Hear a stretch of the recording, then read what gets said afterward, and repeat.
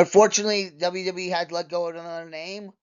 Well, not really. I'll get to that in a second. But it is Carmella. So I want to say thank you, Carmella, and I'm going to continue my fantasy booking here. Carmella is a former Money in the Bank, first ever women's Money in the Bank. Technically, James Ellsworth is, but she won it again on SmackDown. I'm not sure. They always go back and forth. That's the second one or the first one.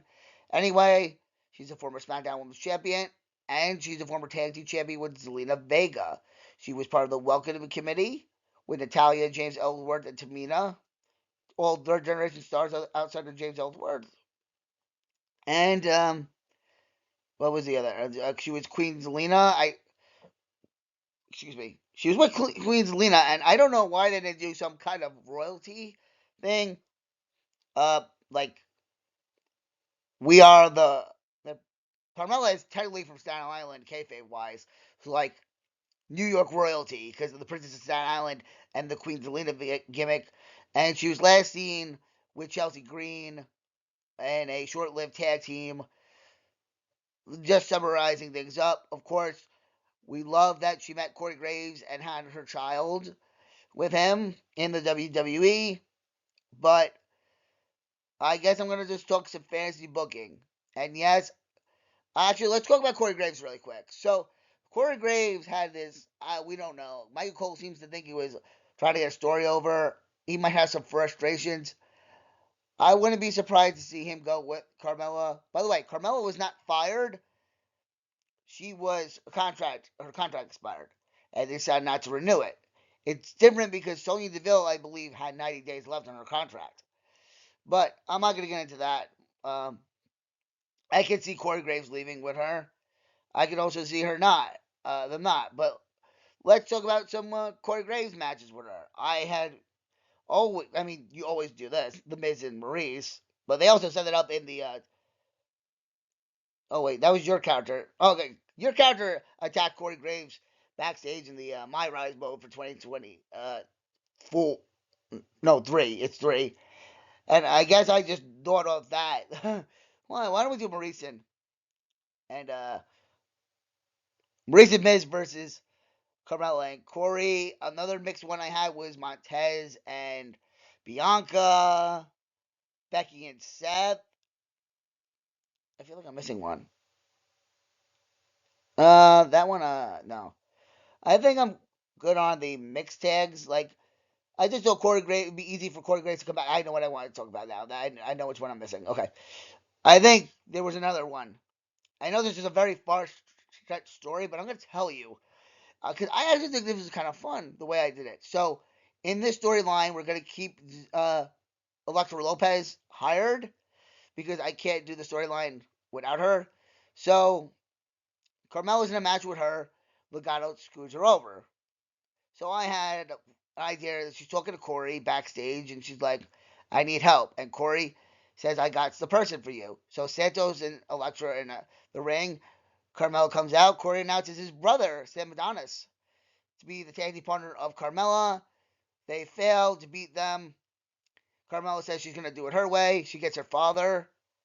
I believe his name is Paul, whatever the real last name is, Van Dell or something. He works for the WWE as a enhancement talent in the 80s and 90s.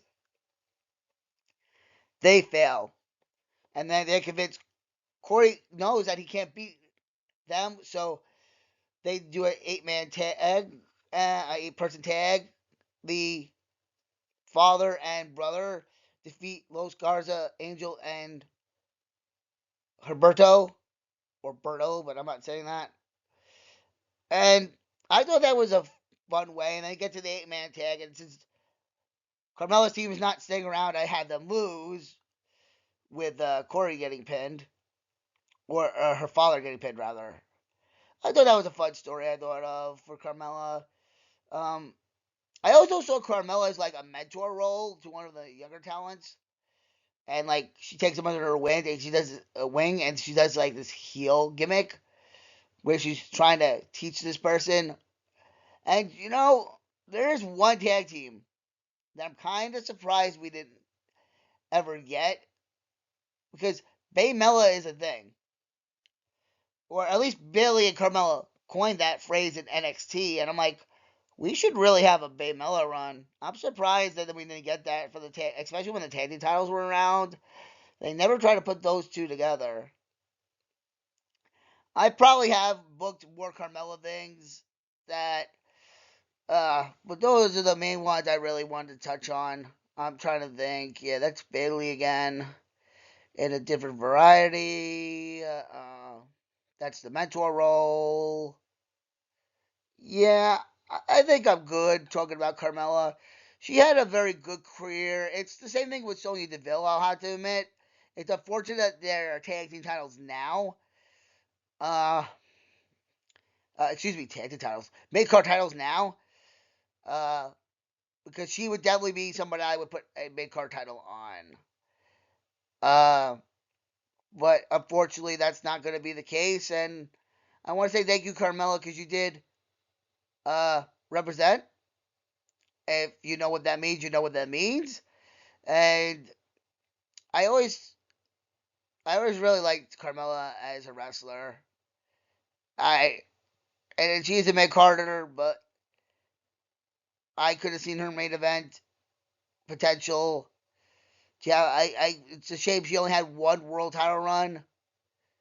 I feel like she should have had maybe a second one, but I think I'm rambling a little bit, so I'm gonna say thank you, Carmella.